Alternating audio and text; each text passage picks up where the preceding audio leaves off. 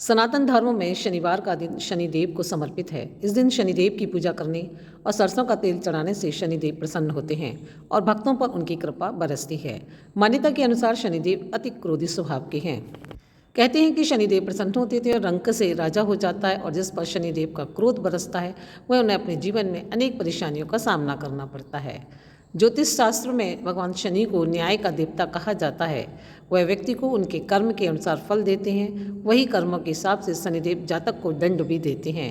आमतौर पर माना जाता है कि शनिदेव एक ऐसे देवता हैं जिनसे हर कोई डरता है। उनकी कृपा पाने के लिए भक्त विधि विधान से उनकी पूजा अर्चना करते हैं। लेकिन आपको बता दें कि शनिदेव भी कुछ देवी देवताओं से डरते हैं। इतना ही नहीं, जो व्यक्ति इन देवी देवताओं की पूजा करते हैं उनके ऊपर कभी भी शनिदेव की वक्र दृष्टि नहीं पड़ती।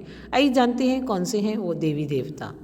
पौराणिक कथा के अनुसार ऋषि पिपलाद के माता पिता की मृत्यु बचपन में ही हो गई थी। जब वे बड़े हुए तो उन्हें पता चला कि शनि की दशा के कारण उनके माता पिता की मृत्यु हो गई थी। इस बात को जानकर पिपलाद काफ़ी क्रोधित हुए और ब्रह्मा जी को प्रसन्न करने के लिए पीपल के वृक्ष के नीचे बैठकर घोर तप किया। इसके साथ ही उन्होंने पीपल के पत्तों का सेवन भी किया। इससे प्रसन्न होकर जब ब्रह्मा जी ने उनसे वर मांगने को कहा तो पिपलाद ने ब्रह्मदंड मांगा और पीपल के पेड़ में बैठे शनिदेव पर ब्रह्मदंड से प्रहार किया। इससे शनिदेव के पैर टूट गए।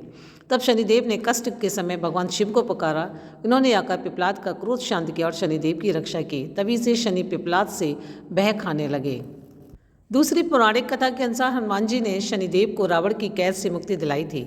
उस समय शनिदेव ने हनुमान जी को वचन दिया था कि वह कभी भी उनके ऊपर अपनी दृष्टि नहीं डालेंगे, लेकिन वह समय आने वाले समय में वचन को भूल गए और हनुमान जी को ही साढ़े साथी का कष्ट देने पहुंच गए। ऐसे हनुमान जी ने अपना दिमाग लगाकर उन्हें अपने सिर में बिठाकर जगह दी।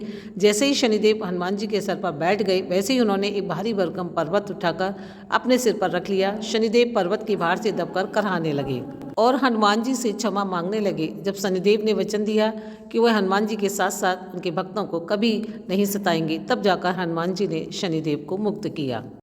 तीसरी पौराणिक कथा के अनुसार भगवान शिव ने शनिदेव को कर्म दंडाधिकारी का पद दिया था। भगवान सूर्य ने अपने पुत्रों की योग्यता अनुसार उन्हें विभिन्न लोकों का आधिपत्य प्रदान किया, लेकिन पिता की आज्ञा की अवहेलना करके शनिदेव ने दूसरे लोकों पर भी कब्जा कर लिया।